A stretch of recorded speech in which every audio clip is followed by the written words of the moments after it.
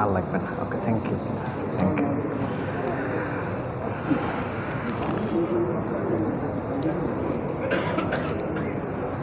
আসসালামু আলাইকুম ওয়া রাহমাতুল্লাহি ওয়া বারাকাতুহু।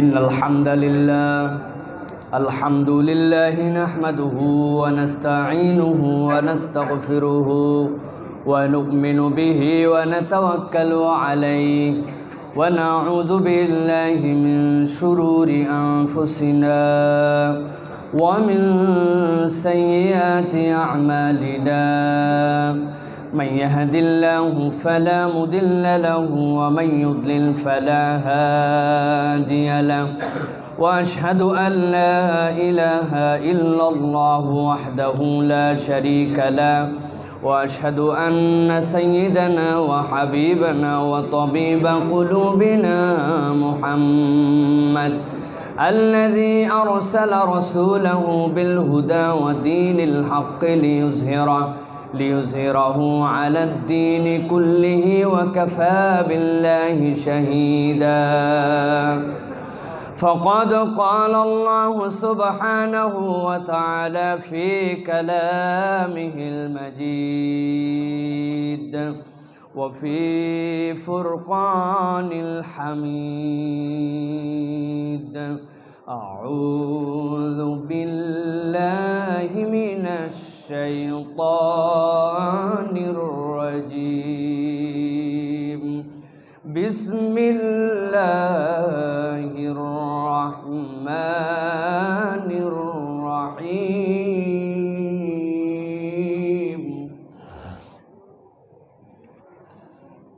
تبارك الذي نزل الفرقان على عبده ليكون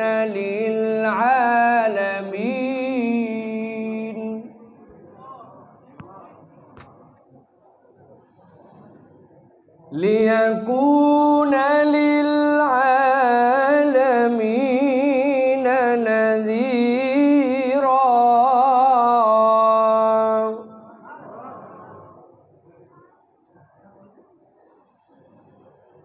تبارك الذي نزل الفرقان على عبده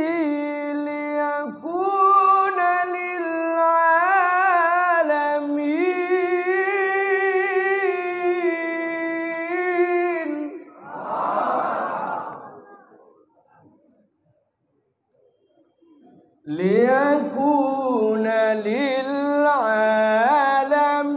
للعالمين نذيرا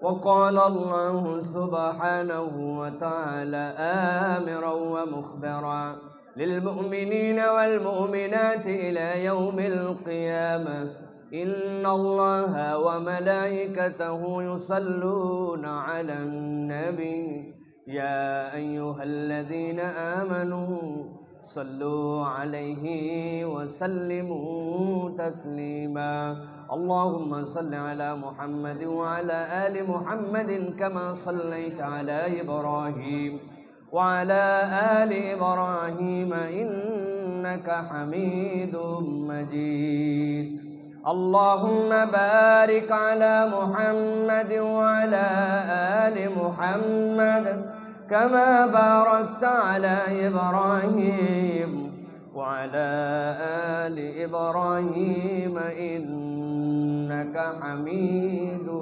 مجيد الحمد لله আল্লাহ রাব্বুল আলামিনের শুকর গুজার হচ্ছি যে আল্লাহ রাব্বুল আলামিন আজকে আমাদেরকে এরকম একটি সুন্দর সন্ধ্যায় আল্লাহ রাব্বুল আলামিন রাজধানীর প্রাণ কেন্দ্রে তাকওয়া মসজিদ এবং এই সোসাইটির উদ্যোগে আজকের এই রাসূলুল্লাহ সাল্লাল্লাহু আলাইহি ওয়াসাল্লামের সিরাতের উপরে যে প্রতিযোগিতার আজকের এই পুরস্কার বিতরণী এবং আলোচনা অনুষ্ঠানে এনে হাজির করেছেন অত্র মসজিদ এবং সোসাইটির সম্মানিত সুযোগ্য সভাপতি, সম্মানিত সেক্রেটারি, এই মসজিদের সম্মানিত সুযোগ্য খতিব, আমাদের বন্ধুবর বড় ভাই এবং বাংলাদেশের অন্যতম একজন, আমরা মনে করি মিডিয়ার জগতে ইসলামিক মিডিয়াকে প্রমোট করার ক্ষেত্রে যার অবদান অনস্বীকার্য, হাফেজ মুফতি মাওলানা সাইফুল ইসলাম হাফিজাহুল্লাহ।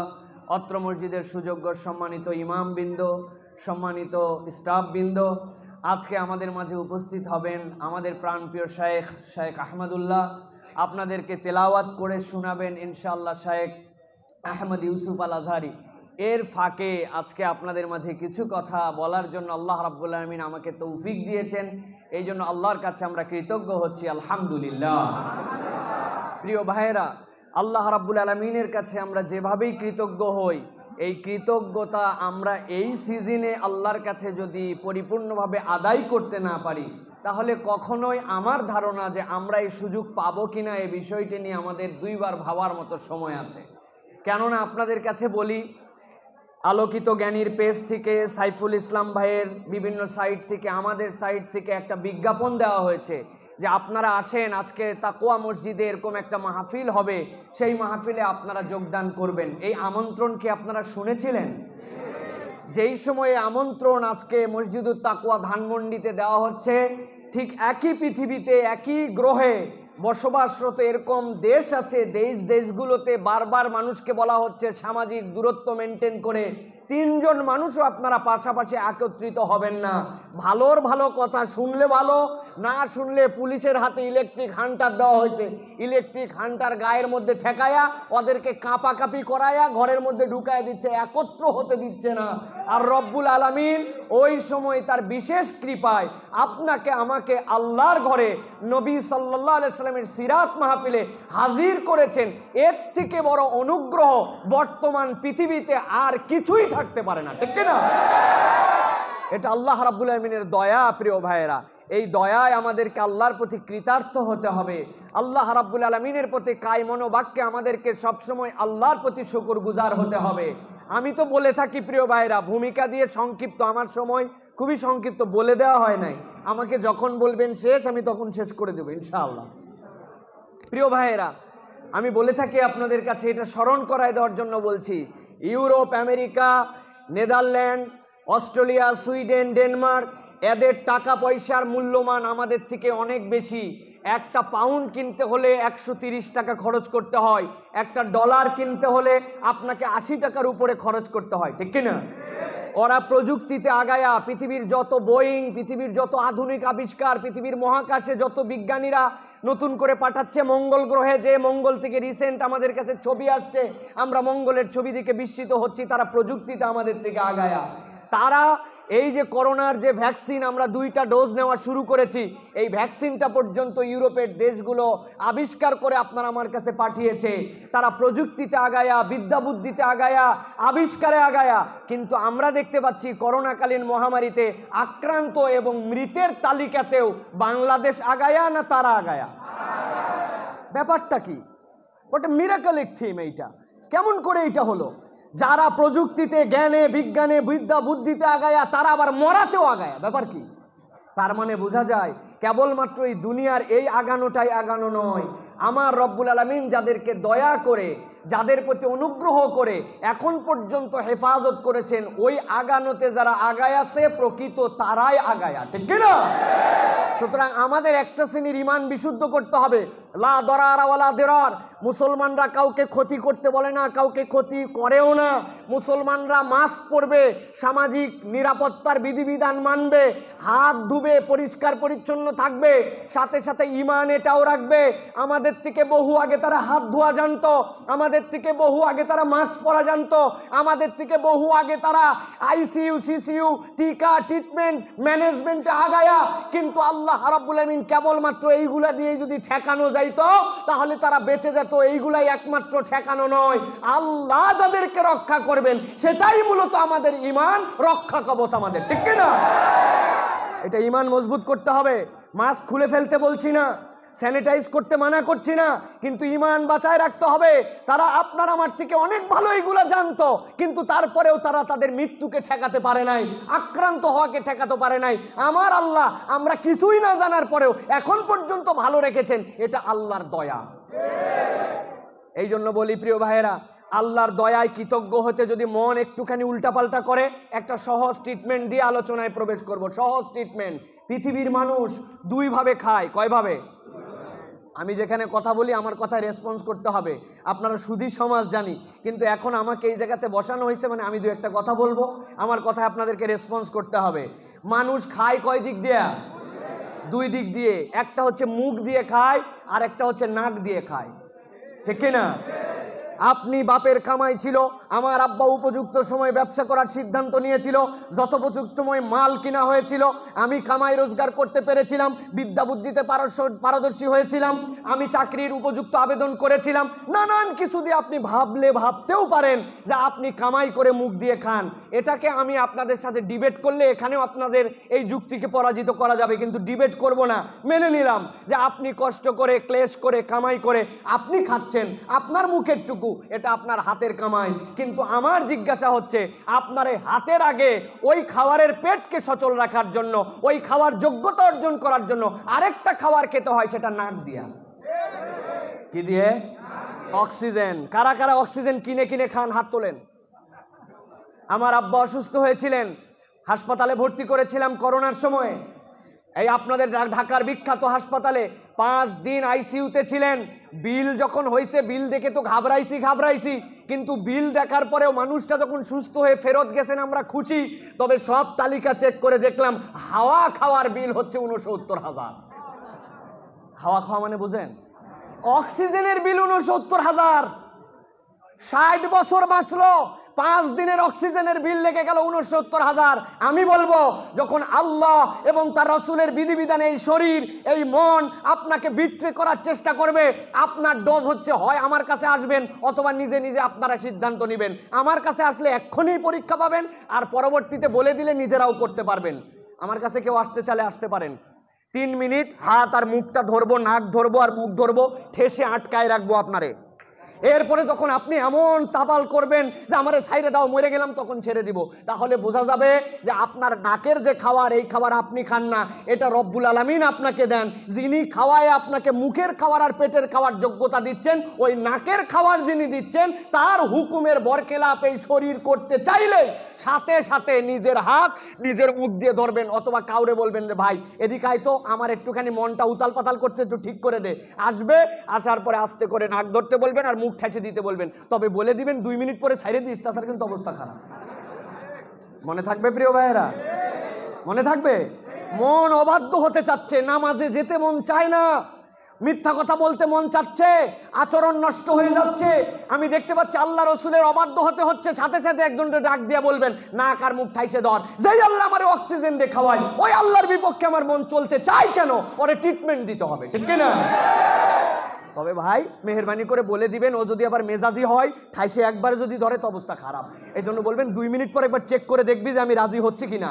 যদি জোরে জোরে শরীর নড়াই, ছেড়ে দিবি আমারে। ঠিক আছে তো ইনশাআল্লাহ? রাজি আছেন ইনশাআল্লাহ?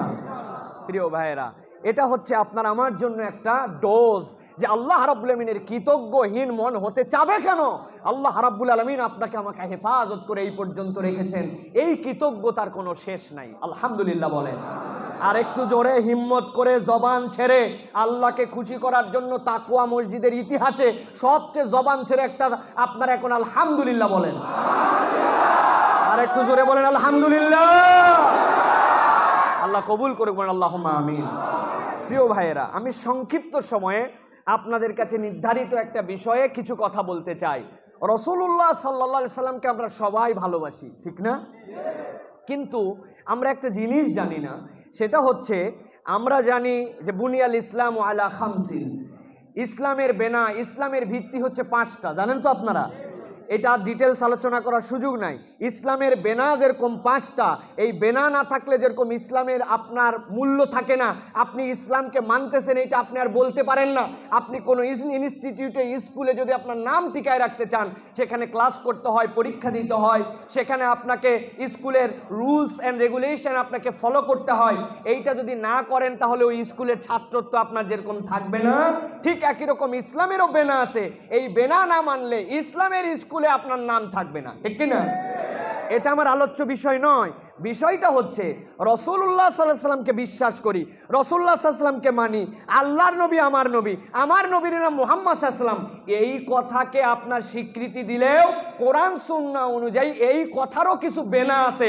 ফাও ফাও খালি বলবেন নবীজি আমার নবী, মুহাম্মদ সাল্লাল্লাহু আলাইহি সাল্লাম আমার প্রিয় নবী, এই কথা বললে হবে না। আপনারে বলারই দরকার নাই। আমি তো বলি আমার পকেটের মধ্যে মুহাম্মদ সাল্লাল্লাহু আলাইহি সাল্লাম যে আমার নবী এইটা বলা আছে। বলবেন কেমন করে? আপনাদেরকে দেখায়। আমার পকেটে আছে, আপনাদের পকেটেও আছে। যে পকেটে ছাড়া পড়ছে কিনা জানি না, তবে আমি পকেটের মধ্যে সবসময় আমাদের যে ইয়েটা কি বলে এই ন্যাশনাল আইডি কার্ড, এই কার্ডটা সবসময় রাখি। ন্যাশনাল আইডি কার্ডে আমার নাম আছে, আমার আব্বার নাম আছে, আমার ধর্মের নাম আছে। আমার ধর্মের নাম ইসলাম লেখা আছে। এখন জিজ্ঞাসা করি, ইসলাম যদি আমার ধর্মের নাম লেখা থাকে, তো ইসলাম ধর্মের নবীর নাম কি? কথা বলেন, কথা বলেন। তাহলে তো আপনার বলতেই হয় না যে মুহাম্মদ সাল্লাল্লাহু আলাইহি সাল্লাম আপনার নবী, এইটুকুতেই তো হয়ে গেছিল। এত সোজা নয়, বরং মুহাম্মদ সাল্লাল্লাহু আলাইহি সাল্লামকে বিশ্বাস করলে তার বেনা আছে, তার ভিত্তি আছে। আজকে এই বেনার বিষয়ে আপনাদের কাছে 10-15 মিনিট কথা বলতে চাই। ভালো করে খেয়াল করেন, কেউ যদি মুহাম্মদ সাল্লাল্লাহু আলাইহি সাল্লামকে বিশ্বাস করে, বলে যে মুহাম্মদ সাল্লাল্লাহু আলাইহি সাল্লামকে আমি বিশ্বাস করি, তাহলে তাকে 3টা বিষয়ে স্বীকৃতি দিতে হবে। এই 3টা বিষয়ের স্বীকৃতি না হলে মুহাম্মদ সাল্লাল্লাহু আলাইহি সাল্লামকে বিশ্বাস করা হয় না। কয়টা বিষয়ের স্বীকৃতি? হাতগুলা রেডি করেন এরকম করে। আমি যেই বলবো কয়টা, হাত বের করে দেখাতে হবে 3টা। কয়টা? 3টা। হয় নাই? আবার একসাথে সবাই হাত বের করেন। মুহাম্মদ সাল্লাল্লাহু আলাইহি সাল্লামকে বিশ্বাস করার জন্য বেনা কয়টা? 3টা। হাত নামান, সবাই বের করেন নাই। অনেকেই চিন্তা করতেছে আমি হাত বের করবো, আমি সবই জানি, এরকম ভাবেন না। মুহাম্মদ সাল্লাল্লাহু আলাইহি সাল্লামকে বিশ্বাস করার বেনা কয়টা? 3টা। আলহামদুলিল্লাহ, এটা মুখস্থ জানি থাকে, আলোচনাটা জানি আমাদের সাথে থাকে, এই জন্য আপনাদেরকে কষ্ট দিচ্ছি। রাগ করতেছেন না তো? আমি তো এই মসজিদের রেগুলার লোক নয়, আজকে আসছি, আলহামদুলিল্লাহ কথা বলছি, আপনারা সম্মান করে নিয়ে আসছেন, এরপরে না ডাকলে আর আসবো না। আজকে অন্তত পক্ষে যা ডোজ দেওয়ার দিয়ে যায়, ঠিক কিনা প্রিয় ভাইয়েরা? তো মুহাম্মদ সাল্লাল্লাহু আলাইহি সাল্লামকে বিশ্বাস করার ভিত্তি হচ্ছে 3টা, মুখস্থ করেন। 1 নম্বর তার নবুয়তে বিশ্বাস। কিসে বিশ্বাস? 2 নম্বরে তার মর্যাদা এবং ভালোবাসায় বিশ্বাস। কিসে বিশ্বাস? মর্যাদা এবং ভালোবাসায় বিশ্বাস। 3 নম্বরে তার আনুগত্য এবং অনুসরণে বিশ্বাস। রাসূলুল্লাহ সাল্লাল্লাহু আলাইহি সাল্লামকে বিশ্বাস করি, এই কথার প্রমাণ দিতে হলে এই 3টা বিষয় আপনাকে স্বচ্ছ ধারণা রাখতে হবে। 1 নম্বরে তার নবুয়তে আপনাকে বিশ্বাস করতে হবে। 2 নম্বরে তার মর্যাদা এবং ভালোবাসায় বিশ্বাস করতে হবে। 3 নম্বরে তার আনুগত্য এবং অনুসরণে বিশ্বাস করতে হবে। এই 3টা বিশ্বাস হলে আপনি মুহাম্মদ সাল্লাল্লাহু আলাইহি সাল্লামকে বিশ্বাস করেন, এইটা আপনার মানা হবে। কথা পরিষ্কার আপনাদের কাছে? আজকে আমরা আলোচনা করব এই 3টার একটা পয়েন্ট। সেই পয়েন্টটা হচ্ছে রাসূলুল্লাহ সাল্লাল্লাহু আলাইহি সাল্লামের নবুয়তে বিশ্বাসের মানে কি। রাসূল সাল্লাল্লাহু আলাইহি সাল্লামের নবুয়তে বিশ্বাসের মানে কি? খেয়াল করেন খুব ভালো করে। প্রথমে আল্লাহ রসুলের রিসালাতে বিশ্বাসের জন্য 3টা বিষয় স্বীকৃতি দিতে হবে। ওই 3-এর একটা হচ্ছে তার নবুয়তে বিশ্বাস। কিসে বিশ্বাস? নবুয়তে বিশ্বাস করি, এই কথার স্বীকৃতি যদি আমরা দিতে চাই,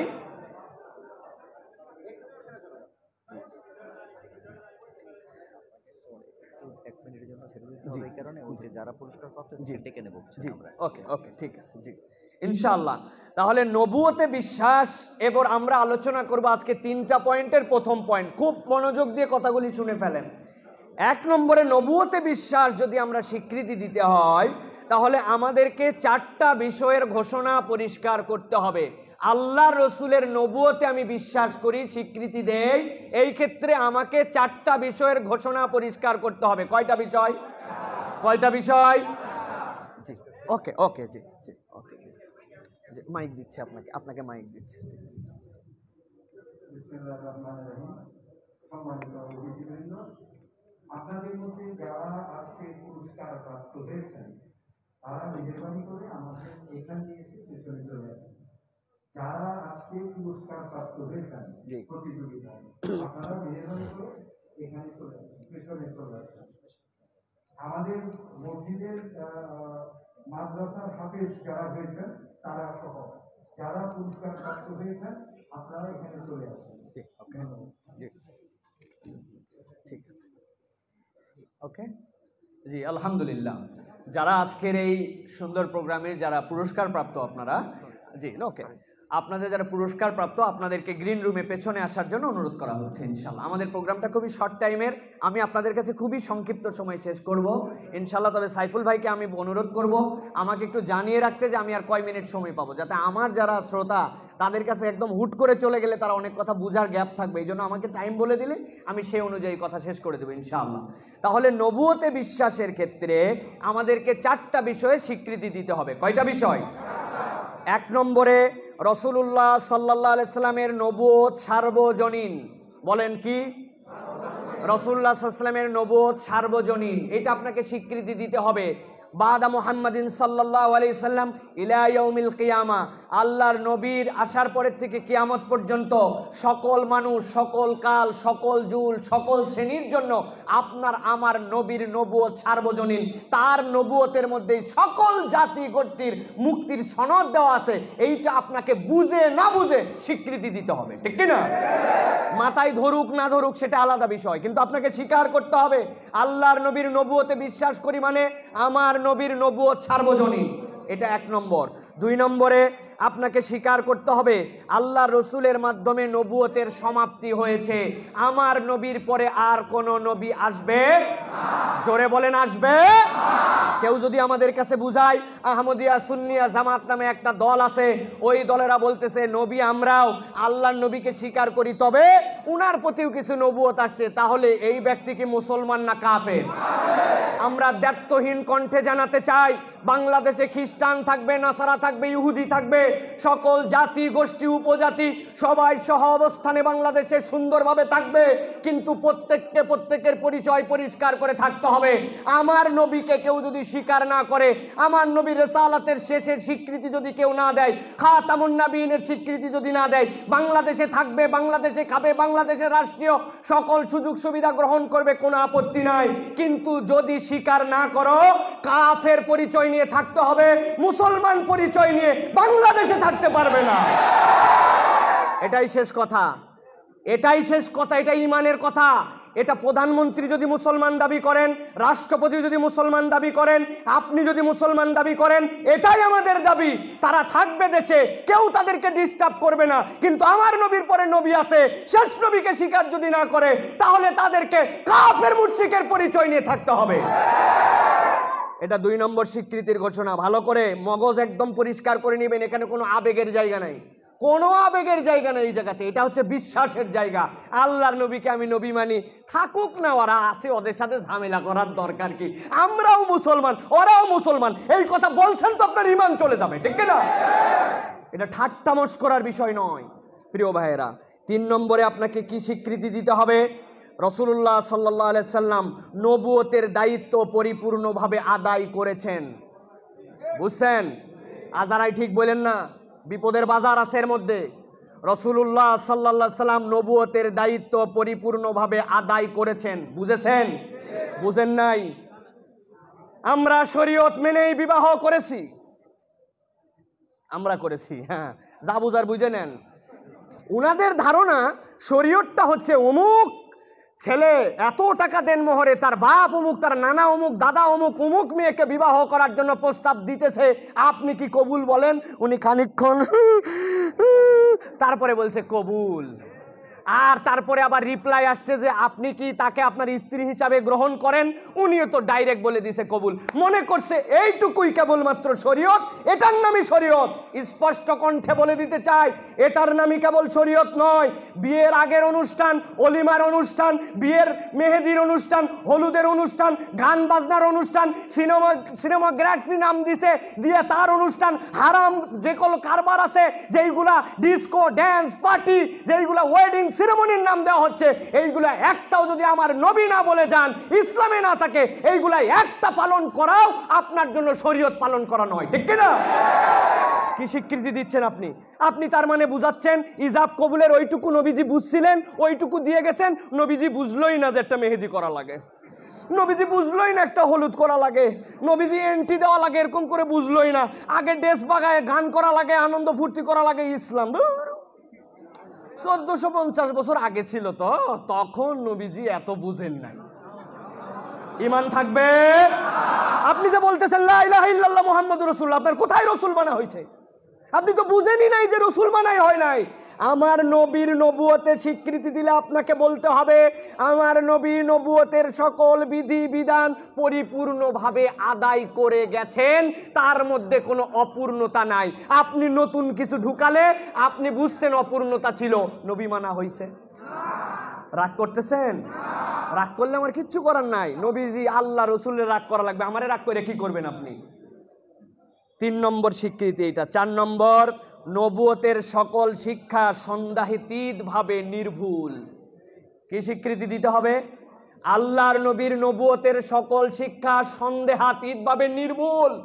আমার মাথায় ধরে কি ধরে না, আমার বুদ্ধিতে কাজ করে কি করে না, আমার সমাজে বাস্তবায়িত আছে কি নাই, আমি সেই পরিবেশ পরিস্থিতিতে যেতে পারছি কি পারছি না, এটা আপনার পার্সোনাল, আপনার দেশের, আপনার সমকালীন বাস্তবতা। কিন্তু আপনাকে স্বীকৃতি দিতে হবে মুহাম্মদ সাল্লাল্লাহু আলাইহি ওয়াসাল্লামকে মানি, তার মানে আমার নবীর নবুয়তের সকল শিক্ষা নির্ভুল। কিয়ামত পর্যন্ত ওই শিক্ষার মাধ্যমেই প্রকৃত সমাজ, রাষ্ট্র, দেশ, ব্যক্তির মুক্তি সম্ভব। এই স্বীকৃতির নাম নবী মানা। আমি পারছি না, আমার দেশে নাই, এটা আমার পার্সোনাল ব্যর্থতা, আমার বুঝে ধরে না, এটা আমার জ্ঞানের স্বল্পতা, আমার দেশে নাই, এটা আইনি অযোগ্যতা, কিন্তু আমার নবী যেটা দিয়ে গেছেন ওইটাই ঠিক, ওইটা দিয়ে সমাজ রাষ্ট্রের সর্বোচ্চ মুক্তি সম্ভব। এর নাম হচ্ছে রসুলের রিসালাতে বিশ্বাস, ঠিক না? এখন নিজেরা মিলায় দেখেন, এখন নিজেরা মিলান রসুল কি লা ইলাহা ইল্লাল্লাহ মুহাম্মদুর রাসূলুল্লাহ বলা, নাকি আমাদের এইগুলার ক্ষেত্রে স্বীকৃতিতে গ্যাপ আছে? যে এই 4টা পয়েন্ট বললাম, এই 4টা পয়েন্ট আমার বলা নয়, আমার আল্লাহ রাব্বুল আমিন কোরআনুল কারীমের মধ্যে এই 4টা পয়েন্টকে এবার ব্যাখ্যা করেছেন।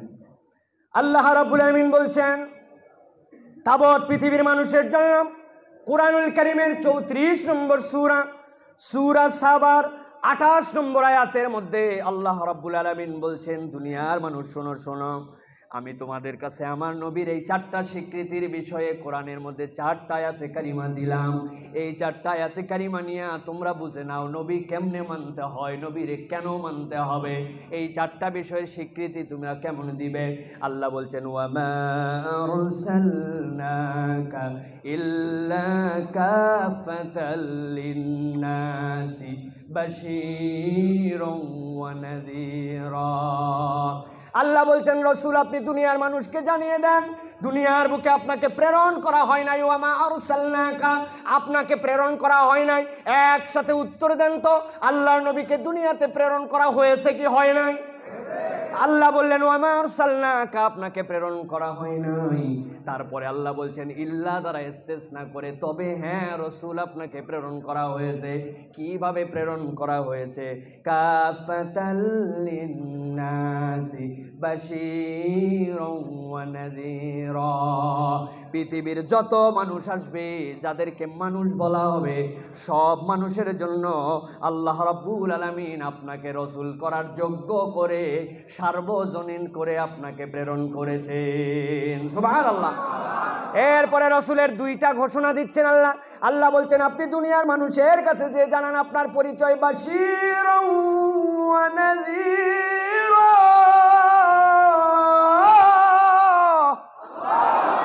আমার আল্লাহ বলছেন রসুল আপনার পরিচয় দেন আগে, আপনি তাবৎ পৃথিবীর মানুষের জন্য বাশীর, আপনি আগে নাযীর নন। আল্লাহ নূহ আলাইহিস সালামকে প্রেরণ করেছেন, আল্লাহ নূহ আলাইহিস সালামকে আগে নাযীর বলেছেন, ইন্নী রাসূলুল্লাহি ইলাইকুম, আমি তোমাদের কাছে রসুল হিসাবে এসেছি, কেন? যাতে তোমাদেরকে সতর্ক করি। কিন্তু আল্লাহ বলছেন রসুল আপনাকে আগে বাশীর করা হলো। আল্লাহর নবী বাশারতের ঘোষণাটা মুস্তাদরাক আল হাকিমের মধ্যে বলেছেন, অন্য নবীর থেকে আমি কেন পার্থক্য জানো নাকি আমার উম্মত? আল্লাহ নবী বলছেন মা মিন আবদিন ইয়াশহাদু আল্লা ইলাহা ইল্লাল্লাহ ওয়া আন্না মুহাম্মাদান আবদুহু ওয়া রাসূলুহু ইল্লা হারামাহুল্লাহুন নার। ও দুনিয়ার মানুষ শোনো শোনো, তোমার হাজার অপরাধ থাক, হাজার ভুল থাক, হাজার জীবনে তোমার সমস্যা থাক না কেন, 2টা বিষয়ের ঈমান যদি তুমি পরিষ্কার ব্যবহার করে কবরে আসতে পারো। আশহাদু আল্লা ইলাহা ইল্লাল্লাহ বুঝে সুঝে যদি এইটার স্বীকৃতি তুমি মজবুত করো, ওয়া আন্না মুহাম্মাদান আবদুহু ওয়া রাসূলুহু আল্লাহর নবীর স্বীকৃতি বুঝে যদি আসো, আমি রাসূল তোমাদের জন্য বললাম ইল্লা হারামাহুল্লাহুন নার, আমি রাসূল তোমাকে বলছি এই দুইটার স্বীকৃতি দিয়ে বুঝে আসলে তোমার ভুলের কারণে পানিশমেন্ট হতে পারে, আমার আল্লাহ রাব্বুল আমিন তোমাকে শাস্তি দিতে পারেন, কিন্তু আমি রাসূল গ্যারান্টার হলাম এই দুইটা ভিত্তির কারণে চিরস্থায়ীভাবে জাহান্নামে থাকা আল্লাহ রাব্বুল আমিন আমার উম্মতের জন্য হারাম করেছে। আল্লাহ রাব্বুল আমিনের নবীকে বলা হচ্ছে এরপরে আপনি জানান দুনিয়ার মানুষের কাছে, আপনি যে দুনিয়ার মানুষের জন্য নবুয়ত আপনার সমাপ্ত হলো, আপনার রিসালাতের স্বীকৃতিটা তারা কেমন করে দিবে দুনিয়ার মানুষকে বলেন। আয়াতে কারিমা আসলো কুল ইয়া আইয়ুহান নাসু ইন্নী রাসূলুল্লাহ,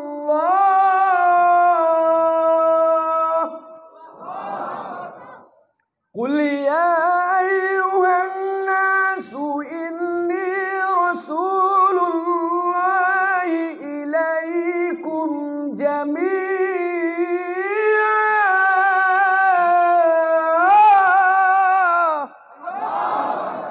রাসূল আপনি জানায় দেন দুনিয়াতে যত মানুষ আসবে সেই মানুষ কেবল মুসলমান নয়, সেই মানুষ কেবল মুসলমানের ঘরের সন্তান হিসাবে মানুষ নয়, সেই মানুষটা যেই জনপদে আসুক, যেই সম্প্রদায়ের মধ্যে আসুক আর যেখানে আসুক, আমি রাসূলের জীবনের মধ্যে এমনভাবে আদর্শকে ঢুকায় দিছি পৃথিবীর যত মানুষ যদি তার আদর্শটা খুঁজতে চায় মুহাম্মদ সাল্লাল্লাহু আলাইহি ওয়াসাল্লাম তার জন্য যথেষ্ট হবে। এটা অনেক ব্যাখ্যা সাপেক্ষ কথা, আমার সময় বাঁধা, অথবা আমি শেষ করে দিব, আর অল্প একটু সময় আমার আছে, আর দুটো আয়াত এ বিষয়ে রয়েছে, সে বিষয়টা একটুখানি বলতে চাই। প্রিয় ভাইয়েরা, একটা আয়াতে কারিমা এরপরে যেটা পরে তেলাওয়াত শুরু করেছিলাম এটার উপরে কিছু কথা। আল্লাহ রাব্বুল আমিন সূরা ফুরকান 25 নম্বর সূরা, এই সূরার মধ্যে আল্লাহ রাব্বুল আমিন জানাচ্ছেন হে রাসূল দুনিয়ার মানুষের কাছে আপনি যে জানান, কত বাজে ভাই, কত বাজে 30 আর 5 মিনিট আছে 35, জি। আল্লাহ রাব্বুল আমিন বলছেন খেয়াল করেন 5 মিনিটে আয়াতে কারিমাটা আমরা একটু অন্তরের মধ্যে ধারণ করার চেষ্টা করি। আল্লাহ বলছেন রাসূল দুনিয়ার মানুষের কাছে যে আপনি একটা বড় ঘোষণা দিয়ে দেন, দুনিয়ার মানুষের কাছে যে আপনি বার্তাটা জানায় দেন। আয়াতে কারিমা নাজিল হলো তাবারাকাল্লাযী নাযালাল ফুরকান আলা আবদিহি লিয়াকুনা লিল আলামিনা নাযীরা। আল্লাহু আকবার। আল্লাহ বলছেন তাবারাকাল্লাযী নাযালাল ফুরকান, ও দুনিয়ার মানুষ তোমরা জেনে রাখো আল্লাহ রাব্বুল আমিন কুরআনুল কারীমের মধ্যে যেই শব্দগুলা পছন্দ করেন নিজের জন্য, নিজের প্রশংসা করার জন্য কোন শব্দ যেখানে ব্যবহার করেন ওই আয়াতে কারিমাটা কোরআনের সবচেয়ে বিস্ময়কর আয়াত। কারণ কি আল্লাহ যেখানেই তাবারাকাল্লাযী ব্যবহার করেছেন, সুবহানাল্লাযী ব্যবহার করেছেন, আল্লাহ যেখানেই নিজের প্রশংসা করেছেন, এর পরের কথাটা হচ্ছে বড় বিস্ময়কর কথা। এইটা লোড নেওয়া, এটা ধারণ করা সাধারণ মানুষের পক্ষে হয়তো সম্ভব নাও হতে পারে। আল্লাহ কোরআনে বলছেন সুবহানাল্লাযী আসরা বিআবদিহি লাইলাম মিনাল মাসজিদিল হারাম। আল্লাহ বলছেন আমার বান্দাকে আমি রাত্রিকালীন একটা ভ্রমণ করাইছি। কোথার থেকে?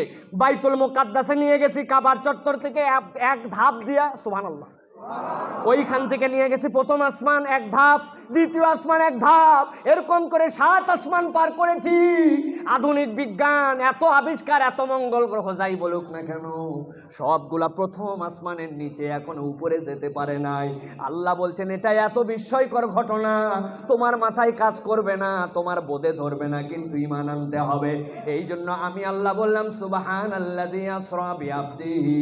আল্লাহ যেখানেই সুবহান, যেখানেই তাবারাকা এরকম শব্দ ব্যবহার করেছেন বোঝা যায় যায়। এরপরে আল্লাহ বিস্ময়কর কথা বলেন।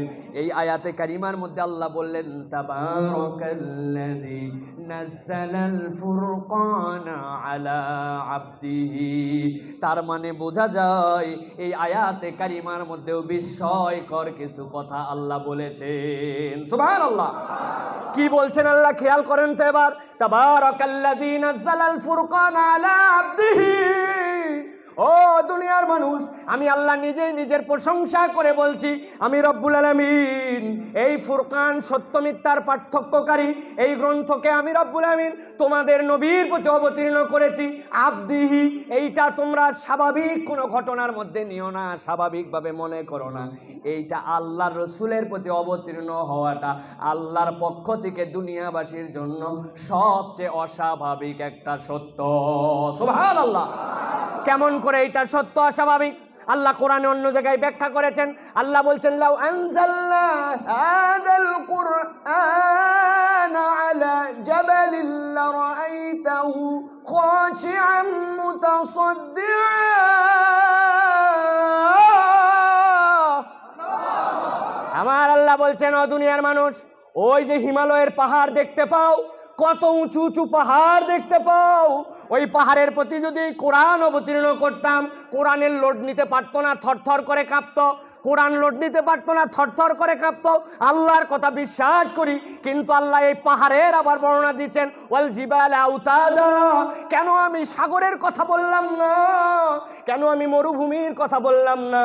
কেন আমি দুনিয়ার মানুষের জন্য পাহাড়ের কথা বললাম জানো নাকি? একটা পাহাড় উপর দিকে যতখানি উঁচু, আমি আল্লাহ ওই পাহাড়টাকে পৃথিবীকে ধীরে স্থির করে রাখার জন্য ঠিক পেরেকের মতো ততখানি মাটির নিচে গেড়ে রেখেছি।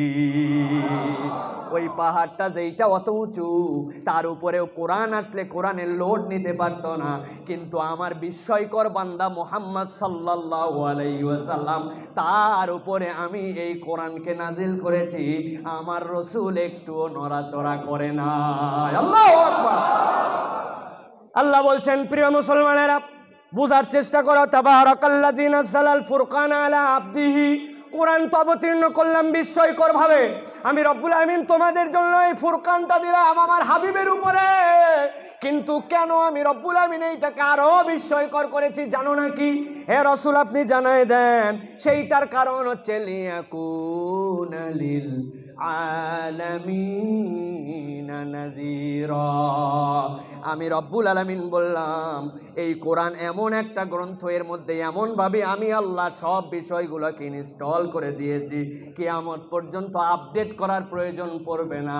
কিয়ামত পর্যন্ত মানুষের পাথেয় হিসাবে যা যা লাগবে, মানুষের জীবন ব্যবস্থা হিসাবে আমি আল্লাহ সবগুলাকে এই কোরআনের মধ্যে দিয়ে দিয়েছি। সুবহানাল্লাহ। 1400 বছর পরেও আজকেও কোরআন আমাদের কাছে একটুকু পুরাতন মনে হয় না, বরং আমাদের কাছে তো মনে হয় কোরআনই সবচেয়ে বেশি আমাদের কাছে আপডেট, কোরআনই সবচেয়ে বেশি আমাদেরকে নির্ভুল তথ্য দেয়, ঠিক কিনা?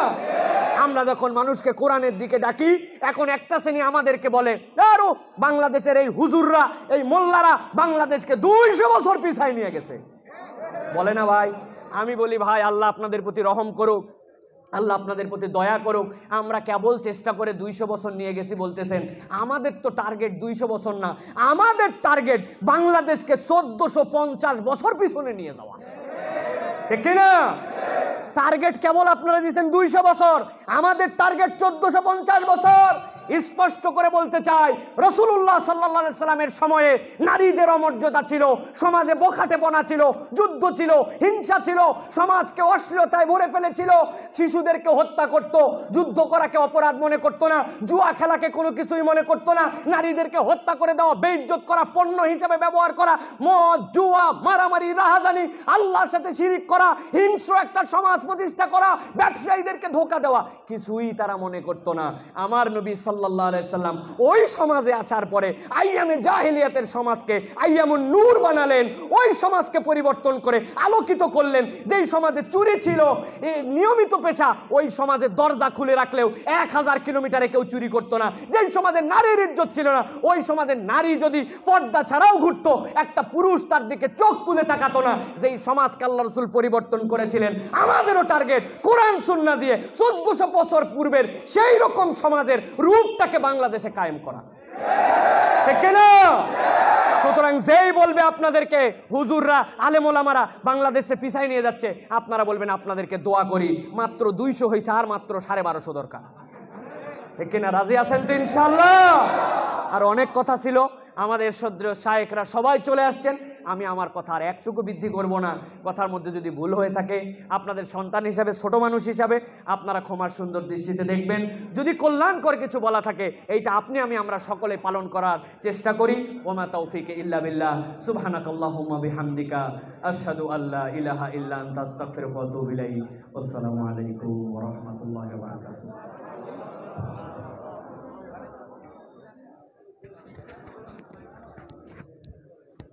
আলহামদুলিল্লাহ।